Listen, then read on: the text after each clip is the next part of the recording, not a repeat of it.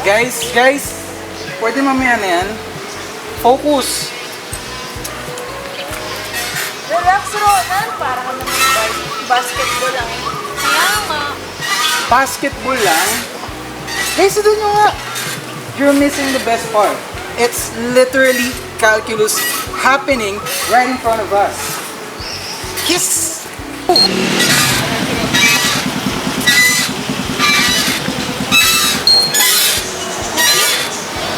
Parang ba?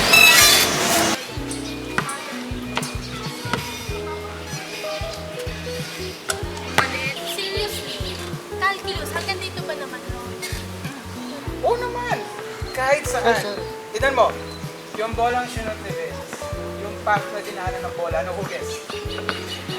Ano bola? Oo naman. Kunwari, ito yung bola. Hinagi siya ni Vince, bumagal siya dito sa taas, then bumagsak. That's what you call derivatives. It measures how fast the height changes. So, sa taas ng curve, ang derivative niya is 0. Tama. Yung tuktok na yun, yung derivative niya is 0. That's what you call the maximum point. And alam mo pa, na pwede mo rin magamit yung integrals nito. It measures a lot of things like the distance covered or even yung energy na ginamit ni Vince while he did the shot. Go, Vince!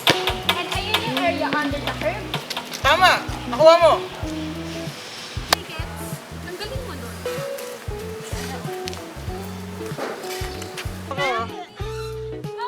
Ay! So hindi lang pala pang matatalino yung calculus. Kala ko pang matalino. Hindi po ate. Coaches, athletes, or kahit yung mga scientists sa sports, they use calculus to analyze motions, to find the best angles, or even yung pag-improve ng development nila. Math is everywhere. So every second may math. So pag yan na-shoot ni Vince, may math dyan. Exactly. Bawat talbog, bawat talon, bawat bato, it involves rate of motion. That's derivatives. And the total effects over time, that's integrals.